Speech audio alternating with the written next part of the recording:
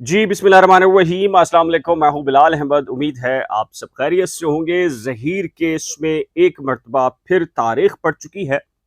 चंद लम्हात कबल Sindh high court के जज जस्टिस सलाहुद्दीन पवर पर मुश्तमिल एक रुकनी बेंच के सामने ज़हीर केस में जो मुख्तलिफ नौइयत की दरख्वास्तें थीं, उनकी समाअत होना थी, लेकिन जुम्मे की तारीख दी गई है। सुबह 9:30 बजे ये केस फिक्स कर दिया गया है। और ये समाअत मुलतवी क्यों हुई है, बगैर किसी कार्रवाई के क्यों हुई है, तो मैं आपको बता देता हूँ जी। जैसे ही 26 नंबर के ऊपर ये केस था और केस कॉल हुआ, तो मुद्दई मुकदमा के जो वकील थे उन्होंने कहा कि जी सर, एक स्टे ऑर्डर चल रहा है मेडिकल ना करवाने से मुतालिक, और 4 हफ्ते हो चुके हैं, और उनकी इस्तदा है कि मेडिकल ना करवाने से मुतालिक जो स्टे है उस पर उनको सुन लिया जाए। तो अदालत ने कहा कि ठीक है, हम आज इस केस को तफसीली सुनेंगे, और अदालत ने इस केस की समाअत को 11 बजे के लिए मुलतवी कर दिया। ये तकरीबन मेरा ख्याल है कि पौने 10 बजे की बात है। 11:30 बजे दोबारा से कोर्ट बैठी, तो जज साहब के पास 3 केसेस ऐसे थे जो जज साहब ने 11 बजे के लिए फिक्स किए थे। और एक केस था कस्टम से मुतल्लिक, कुछ ऐसी नशा आवर अद्वियात का मामला था जो कि पाकिस्तान से अमेरिका स्मगल की गई थी, और उसका वो केस था। कस्टम्स और दीगर आला हुक्काम मौजूद थे, और वो जो मुबैना तौर पे जो ड्रग है, उसमें टेक्निकल ऐसे इश्यूज थे, और ये कोर्ट कह चुकी थी कि जी इस केस में जो मुलजिम तकरीबन को 9 महीने से अंदर था, और कोर्ट ने कहा था कि वो इस केस को सुनेंगे डिटेल के अंदर।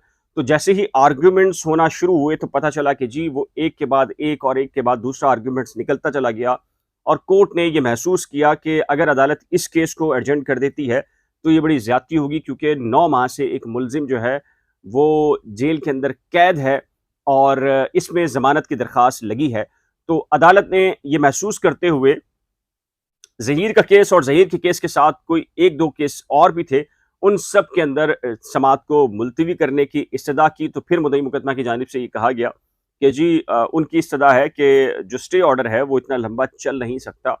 उनके पास जो मुद्दत है, मयाद है, वो ख़त्म हो रही है, और वो चाहेंगे कि अदालत इसको सुने। तो जिस पर अदालत ने कहा कि हम ये समझ रहे थे कि ये वाला जो ड्रग स्मगलिंग का जो केस है, कस्टम के आला ऑफिशियल्स हैं, और मुलजिम उसमें जो 9 माह से बंद है, अदालत ने कहा कि वो ये समझ रहे थे कि महज़ ज़मानत का केस होगा, लेकिन इसके अंदर जो चीज़ें सामने आई हैं, एक जजमेंट, दूसरी जजमेंट, और एक लम्हा तो ये आया कि जब एक ड्रग जो इसमें इस्तेमाल हो रही थी, जो पाकिस्तान से अमेरिका मुबैना तौर पर स्मगल की गई, उसमें टेक्निकल ऐसे इश्यूज़ आए कि ज़हीर की जो लीगल टीम है, उनके जो सीनियर वकील थे, उन्होंने अदालत को असिस्ट किया और कहा कि एक ज़माने पहले ये वही ड्रग है जिसकी एक मियाद इंसान को दी जाती थी, तो वो ज़्यादा हँसना शुरू कर देता था। और इसमें अगर जो बेहोशी के अंदर भी ये इस्तेमाल होती है, लेकिन आम तौर पर जो एलीट क्लास के जो नौजवान हैं, वो पार्टी के अंदर जो है वो ये पार्टी ड्रग कहलाती है। और ये पार्टी ड्रग के बारे में मैं एक पूरा सा एक व्लॉग करूँगा और आपको बताऊँगा कि मामला क्या है वो वाला। उन्होंने अदालत की रहनुमाई की, और फिर अदालत ने ये महसूस किया कि जी जो ज़हीर केस में चालान की मंजूरी के ख़िलाफ़ और जो मेडिकल करवाने से मुतल्लिक दरख्वास्तें हैं, उसमें अदालत ने कहा कि हम इसको नेक्स्ट वीक के लिए एडजर्न कर रहे हैं। जिस पर जो मुलजिम ज़हीर के वकील थे, उन्होंने कहा कि सर, मंडे जो नेक्स्ट वीक है वो लाहौर में और बहावलपुर हाई कोर्ट में मसरूफ़ होंगे, तो उनकी इस्तदा है कि इसी हफ्ते इस केस को सुन लिया जाए। और वो भी चाहते हैं, उनकी पूरी तैयारी है, और वो चाहते हैं कि अदालत इस मामले को सुने और केस का जल्द अज़ जल्द जो है वो फ़ैसला हो जाए। तो अदालत ने फिर दोनों वकला की जो रज़ामंदी के साथ इस केस की समाअत को जुम्मे के लिए मुलतवी किया है, और टाइम फ़िक्स कर दिया है। ये एक अच्छी चीज़ है कि टाइम फ़िक्स हो गया है, सुबह 11:30 इस केस की समाअत होगी। बहुत सारे लोग कहेंगे कि जी तारीख पे तारीख, तारीख पे तारीख, लेकिन इस सिलसिले में मैं आपको ये बता दूँ, ये होता है जब आपके पास एक जज के पास 3-3 4-4 हज़ार केसेस होंगे, और डेली जो है वो 80-80 केसेस एक जज के पास लगेंगे, और उसमें फिर ऐसे टेक्निकल केसेस भी आएँगे, तो फिर अदालतें एक हद तक तो कोशिश करती हैं, लेकिन उसके बाद फिर रूटीन मैटर शुरू हो जाता है, और फिर किसी न किसी केस के अंदर जो है वो तारीख पड़ रही होती है।